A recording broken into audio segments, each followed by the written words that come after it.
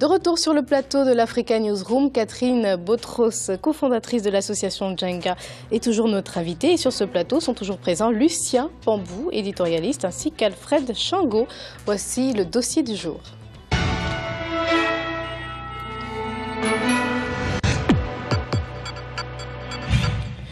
En 2013, le Kenya a supprimé les frais de maternité. Le gouvernement pensait ainsi favoriser l'accès aux soins aux femmes enceintes et lutter par la même occasion contre la mortalité prénatale et infantile. Curieusement, la suppression des frais n'a pas entraîné l'afflux de ces mêmes femmes enceintes dans les centres de santé, selon certains observateurs, car pour les autorités, cette politique est un franc succès. Reportage d'Olivier Conan, envoyé spécial au Kenya.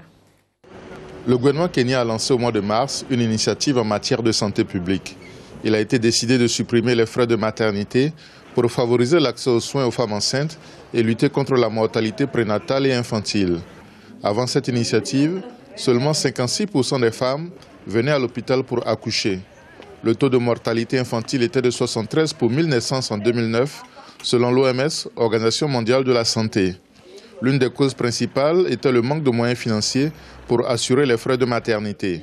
Cela constituait également un obstacle à l'atteinte des objectifs du millénaire pour le développement en matière de réduction de la mortalité. Le taux de mortalité maternelle en 2008-2009, selon un sondage sur la démographie et les services de santé, était très élevé. Il était de 488 pour 100 000 naissances, ce qui est extrêmement haut. L'idée, c'était comment le Kenya peut atteindre les objectifs du millénaire pour le développement OMD 4 et 5. L'une des raisons pour lesquelles nous ne pouvions atteindre les OMD, c'est parce que les femmes n'accouchaient pas dans les centres de santé, dispensaires et hôpitaux. La gratuité des frais de maternité, initiée le 1er juin 2013, concerne uniquement les établissements sanitaires publics qui prodiguent 60% des soins de santé au Kenya. Selon certains observateurs, c'est un échec parce que cela n'a pas entraîné un afflux de femmes enceintes dans les centres de santé. Cette opinion est démentie par le ministère de la Santé qui parle plutôt de succès. Les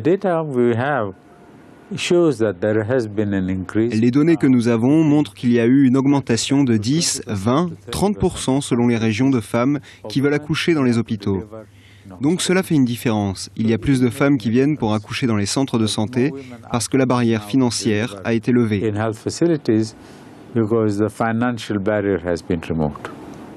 Selon le ministère de la Santé, il y a suffisamment d'établissements sanitaires sur l'ensemble du territoire. La difficulté, c'est qu'il n'y a pas assez de personnel soignant dans les hôpitaux, mais des efforts sont entrepris pour corriger la situation. En attendant, les structures comme le Kenyatta National Hospital s'efforcent de prendre en charge convenablement les femmes enceintes.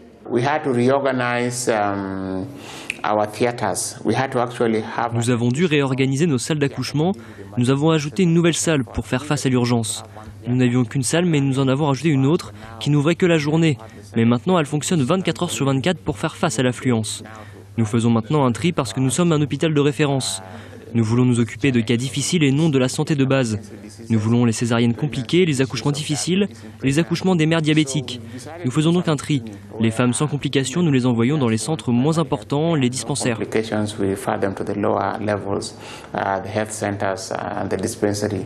Les femmes qui sont les bénéficiaires de l'initiative du gouvernement kenyan sont très heureuses de pouvoir mettre au monde leur bébé sans débourser de l'argent. It was just a normal birth to me, yeah. C'était un accouchement normal. Il n'y a pas eu de complications, ça s'est bien passé. Je suis venue ici pour la gratuité qu'ils proposent. Et Kenyatta est un hôpital national. Je pense qu'ils ont besoin de bons médecins et infirmières pour s'occuper de ma maternité. Maternity experience. Les hommes ne sont pas en reste. Ils sont satisfaits de la politique de gratuité de l'accouchement qui les soulage énormément. Je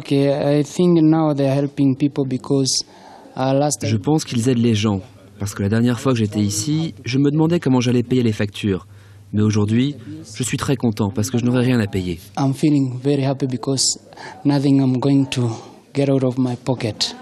La gratuité des frais prend en compte les soins prénataux et il y a un suivi après l'accouchement. Les accouchements par césarienne qui coûtent très cher font également partie de la gratuité des soins. Nous sommes vraiment sérieux quand nous parlons de réduire la mortalité maternelle. Cela demande beaucoup d'efforts. Nous devons nous assurer que les services sont à un prix abordable, voire gratuit. Nous devons avoir des personnels qualifiés et enfin nos établissements doivent être accessibles. Il y a d'autres facteurs à prendre en compte comme l'éducation des femmes, l'acceptation des contraceptifs doit être élevée. Tout cela fait la différence pour la santé de la femme. Ce n'est pas seulement la gratuité de l'accouchement, nous agissons sur tous les facteurs qui affectent la santé de la femme. En 2011, la dépense totale consacrée à la santé s'élevait à 6 500 shillings par habitant et représentait 4,5% du PIB, produit intérieur brut du Kenya. Le gouvernement kenyan veut s'assurer que la population dispose d'un bon système de santé. Les enfants de moins de 5 ans sont soignés gratuitement. De plus, les frais d'accès aux hôpitaux qui s'élevaient à 10 ou 20 shillings ont été abolis. L'objectif majeur en matière de santé maternelle, c'est de passer de 56% de femmes qui accouchent à l'hôpital à un taux de 80% en 2015. Un objectif réalisable si les ressources que l'État doit dégager pour assurer la gratuité des soins sont effectivement disponibles dans tous les hôpitaux et centres de santé du pays. Catherine Boutros, jusqu'à 2013, les mères kenyanes payaient un montant allant de $12 à peu près jusqu'à $90 pour avoir les soins de santé. Est-ce que vous avez l'impression que la politique de gratuité a réellement changé les choses au Kenya et qu'il y a eu surtout une politique de sensibilisation pour pousser les femmes à aller accoucher dans les centres de santé, les hôpitaux? Je pense que pour le moment, il est un peu trop tôt pour parler d'échec ou de réussite. C'est une politique qui a été mise en place il y a quelques mois seulement et donc il y a besoin de temps pour avoir effectivement des résultats sur le terrain. Ce qu'il faut dire en tout cas, c'est qu'effectivement c'est un pas en avant qui s'inscrit donc dans la logique des objectifs millénaires du développement. Mais ce que je voulais préciser aussi, c'est que le Kenya, en 2001, a signé la déclaration d'Abuja, dans laquelle il s'engageait à consacrer 15% de son budget à la santé. On en est très loin, puisqu'actuellement, c'est 6, enfin en 2010-2011, c'était 6,1% seulement, alors que l'année précédente, c'était 7%.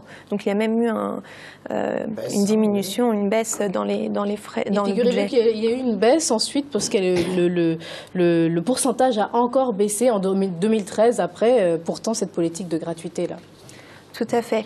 Après, en ce qui concerne plus particulièrement donc, la question des femmes qui se rendraient ou pas à l'hôpital, je pense que donc, dans le reportage, on parlait d'une barrière financière. Je pense que ce n'est pas la seule barrière. Il y a la barrière géographique. Il y a des femmes qui sont dans des zones rurales très isolées.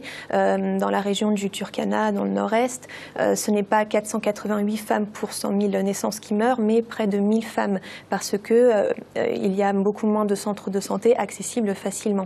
Donc là aussi, je pense qu'il y a des efforts à faire pour donc construire davantage de centres de santé et équiper aussi mieux les centres de santé existants. Alfred, effectivement, ce qui manquerait peut-être, c'est la proximité des centres de santé dans les zones rurales, parce qu'il faut savoir qu'il y a non seulement ça, cette distance, mais il y a aussi le poids des traditions, parce que les accoucheuses, comme on les appelle au Kenya, sont encore très présentes.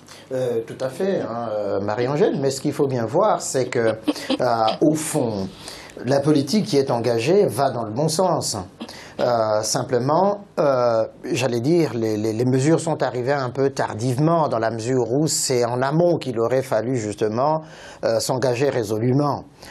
Mais enfin, mieux vaut tard que jamais. Donc c'est là. La question de la tradition, du poids de la tradition, c'est vrai, oui, mais d'un autre côté, il me semble que depuis toujours, les femmes africaines ont toujours accouché sous ce mode-là. Il n'y a pas eu des statistiques dans le passé qui aient montré effectivement qu'il y avait un taux élevé de mortalité. C'est vrai qu'aujourd'hui, s'ajoutent beaucoup d'autres facteurs qui font qu'il y a la mortalité infantile et puis maternelle aussi importante, faute justement des moyens alors techniques, faute justement des équipements, faute des médicaments pour pallier les cas les plus compliqués, par exemple les cas de césarienne.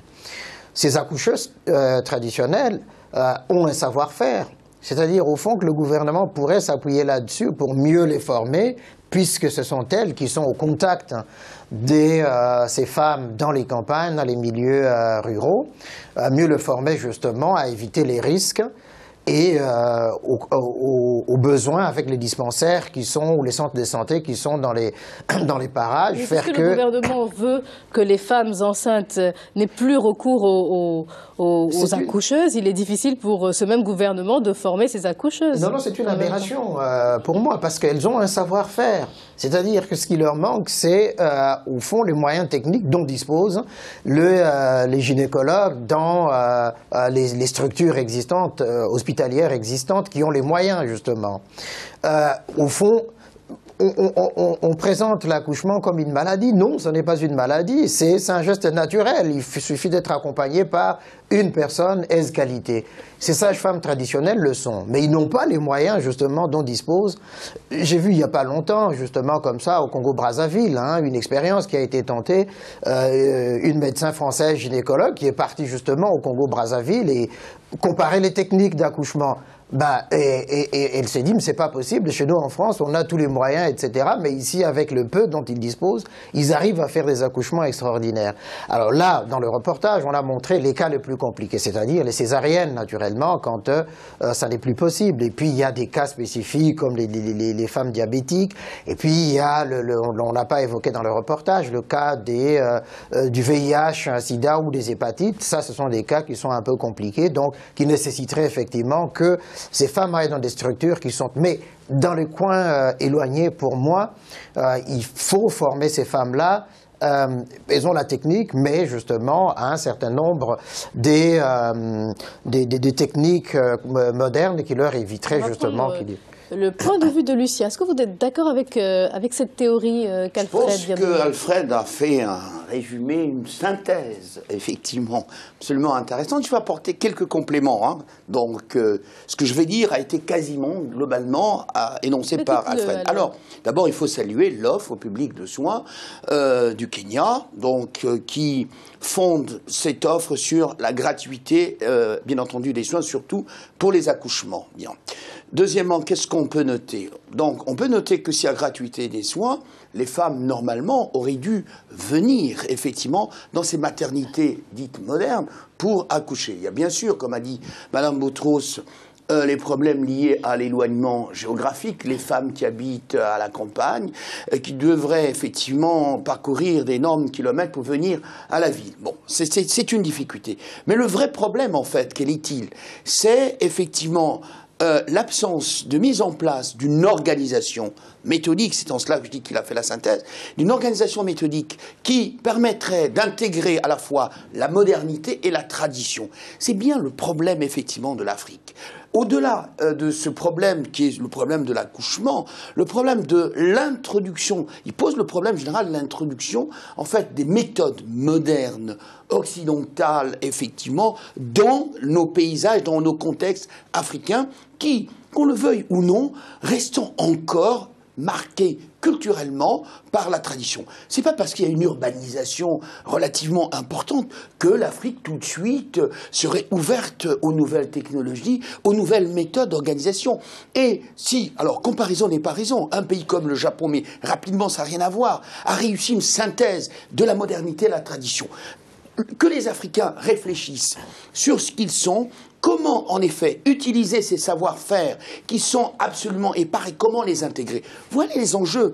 Plutôt que, bon, c'est bien de parler de politique, c'est bien de toujours s'émouvoir sur la démocratie. Mais la démocratie passe aussi par le bien-être, effectivement, des populations et que ces hommes politiques, tiens, une proposition dans un de leurs programmes, qu'ils disent, voilà comment nous allons faire la synthèse, par exemple, pour articuler tradition et modernité sur des problèmes concernant, par exemple, le système éducatif, sur le problème concernant les systèmes de santé. Donc, c'est des éléments absolument importants, mais on risque, si on ne fait pas ce travail, ben, les femmes ne viendront toujours pas, malgré, effectivement, des beaux bâtiments, malgré des équipements de dernier cri, et les médecins continueront toujours à se plaindre.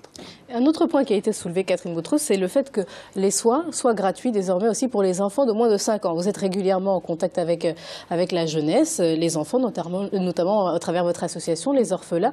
Est-ce que leur niveau de vie, leur statut, leur accès aux soins de santé a évolué dans les faits? À mon sens, pour l'instant, non. En fait, là, actuellement, nous travaillons avec 2 orphelinats qui, au total, prennent en charge 90 enfants, dont à peu près un tiers sont en dessous de 5 ans. Et effectivement, la question de l'accès à des soins de qualité pour ces enfants est une question fondamentale donc, pour nous et pour les structures qui les prennent en charge. Mais ça reste encore très difficile. Les orphelinats sont situés dans des quartiers plutôt défavorisés, à l'écart des centres-villes, à l'écart des hôpitaux qui ont justement des équipements adaptés pour des enfants, des équipements pédiatriques adaptés. Et par exemple, emmener un enfant malade en urgence, ça représente un coût et c'est dans les faits parfois impossible. Et donc on se rabat sur des petits cabinets médicaux locaux qui sont très peu équipés, où il n'y a parfois pas d'électricité. Donc voilà, je pense qu'il y a encore beaucoup à faire dans ce sens pour les enfants de moins de 5 ans et les enfants plus généralement, effectivement. Alors on se rend compte de l'écart, Alfred, entre la théorie qui voudrait que les soins soient gratuits et la pratique en zone urbaine, par exemple, où les enfants ont quand même des difficultés à accéder à ces soins-là. Tout à fait, il y a des inégalités assez criantes qui existent que les décisions politiques ne gomment pas. Ça voudrait dire effectivement qu'il y a des efforts à faire dans ces sens-là. Ça n'est pas simplement le problème du Kenya, parce qu'au fond, quand on fait un petit peu tout le tour dans toute l'Afrique, on verra ce qu'on appelle les enfants de rue, etc., qui n'ont pas accès à ce minimum-là. Mais lorsqu'on s'engage, Alfred, à allouer 15% du budget de l'État à la santé et que l'on octroie entre 2 et 5% à la santé... Oui, mais c'est problématique. Pourquoi est-ce problématique? C'est qu'effectivement, il n'y a pas suffisamment de rentrée d'argent dans les caisses de l'État. Et le peu qui rentre, effectivement, est affecté à d'autres priorités, ce qui fait qu'effectivement, on diminue le budget de la santé, on diminue le budget de l'éducation. Non, au Kenya, le budget de l'éducation non, je veux dire, dans l'ensemble, au-delà du Kenya, on diminue, ce sont les budgets qu'on sacrifie le plus souvent, alors qu'on aurait dû, effectivement, appuyer, embrayer là-dessus. Merci à vous. Nous arrivons au terme de ce débat. On va rappeler les principales informations dont nous avons débattu en première partie d'émission. La position géostratégique du Maroc en fait un carrefour du commerce entre le marché européen et l'Afrique subsaharienne. Le Royaume profite de cet atout pour développer des partenariats des 2 côtés de la mer Méditerranée. Et l'Assemblée générale des Nations unies a élu jeudi 5 pays en tant que membres non permanents du Conseil de sécurité de l'ONU. Et parmi ces pays, donc le Tchad, qui a été récompensé pour ses efforts fournis dans le cadre de la paix, de la stabilité, de la sécurité et du développement. À suivre dans quelques instants la 3e partie de l'Africa Newsroom. Restez avec nous.